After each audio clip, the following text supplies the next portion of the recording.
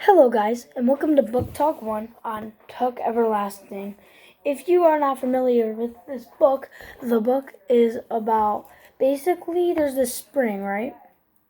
And if you drink out of it, you can live forever. And the Tucks, that actually is a last name in the book, and the Tucks drank from it, and they've lived for over 100 years. And they meet somebody very special that you're about to find out in a minute.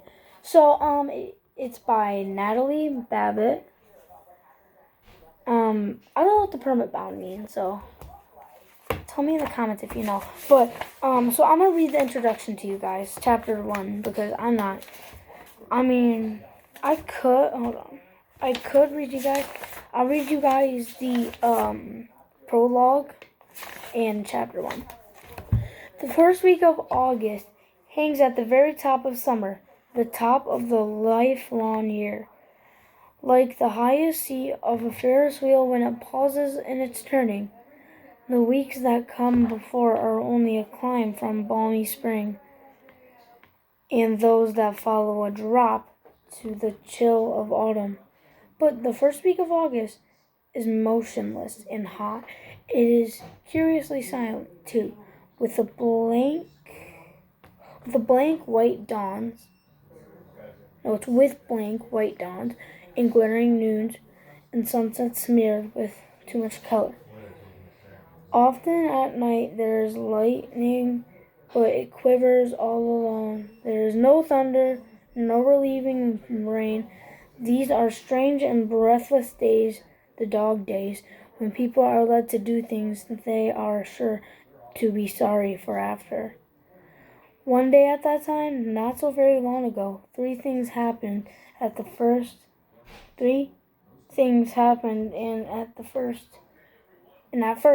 there appeared to be no connection between them. At dawn, Maytuk set out on her horse for the wood at the edge of the village in Tree Gap. She was going there so as she did once every 10 years to meet her two sons, Miles and Jesse. At noontime, Winnie Foster, whose family owned the Tree Gap Wood, lost her patience at last and decided to think about running away. And at sunset, a stranger appeared at the Foster's gate. He was looking for someone, but he didn't say who. No connection, you would agree, but things can come together in strange ways. The wood was at the center, the hub was of the wheel. The hub of the wheel, all wheels must have a hub. A Ferris wheel has one. The sun is a hub of the wheeling calendar. Fixed points they are, and best left undisturbed, for without them nothing holds together. But sometimes people find this out too late. Okay, so that was a prologue, and I'm about to read you chapter 1. The road led to Tree Gap had been trod out long before a herd of cows who were, to say the least, relaxed. It wandered along in curves and easy angles, swayed off and up in a pleasant tangent to the top of a small hill, ambled down again between fringes of behind clover, and then cut sideways across a meadow. Here its edges blurred, it widened and seemed to pause, suggesting tranquil bovine picnics.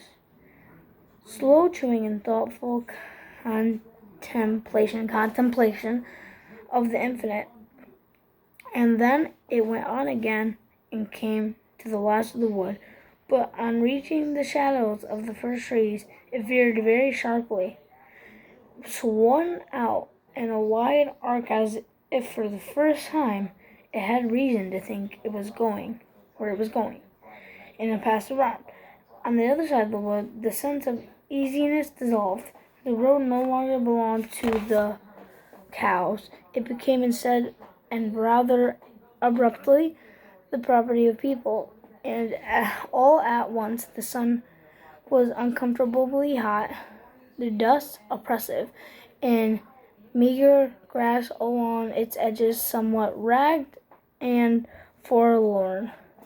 On the left stood the first house, a square and solid cottage with a touch-me-not appearance, surrounded by the grass, cut painfully to the quick, and enclosed by a cable iron fence, some 4 feet high,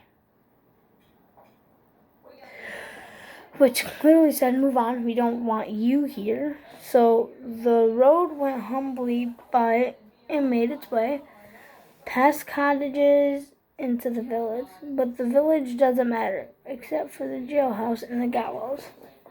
The first house only is important. The first house, the road, and the wood. There was something strange about the wood. If the look of the first house suggested you better pass it by, so did the look of the wood. But for a quite reason, the house was so proud of itself that you wanted to make a lot of sense of noise before you passed, and maybe throw a rock or two. But the wood had a sleeping, otherworld appearance that made you want to speak in whispers. This at least cows must have thought. Let it keep its peace, we won't disturb it. When people felt that way about the wood, or not, is difficult to say. There were some, perhaps, who did. But for the most part, people followed the road around the wood because that was the way it led. There were no road through the wood. And anyway, for the people, there was another reason to leave the wood itself. It belonged to the Fosters, the owners of the Touch-Me-Not cottage, and was therefore private property, in spite of the fact that it lay outside the fence and is perfectly accessible. The ownership of its land is an odd thing when you come to think about it. How deep, after all, can it go?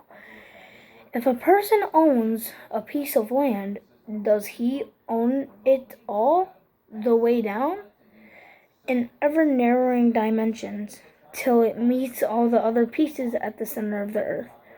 Or does ownership consist of only thin crust, which the friendly worms have never heard of trespassing?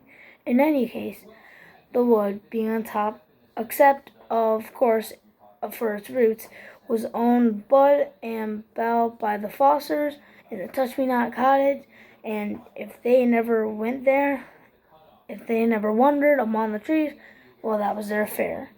Winnie, the only child of the house, never went there, though she sometimes stood inside the fence, carelessly banging a stick against the iron bars, and looked at it. But she had never been curious about it. Nothing ever seems interesting when it belongs to you, only when it doesn't. And it's interesting anyways about a few slim acres of trees.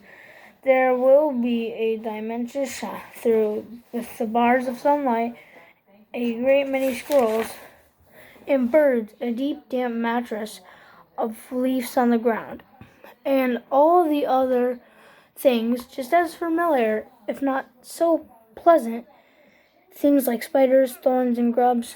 In the end, however, it was the cows who were responsible for the wood's isolation, and the cows, through some wisdom they were not wise enough to know that they possessed, were very wise indeed. If they had made their road through the wood instead of around it, then people would have followed the road, and people would have noticed the giant ash tree at the center of the wood, and then in time they would have noticed a little spring bubbling up among its roots in spite of the pebbles piled there to conceal it, and that would have been a disaster so immense that this wary old earth, owned or not, to its very core, would have trembled on its axis like a beetle on a pin.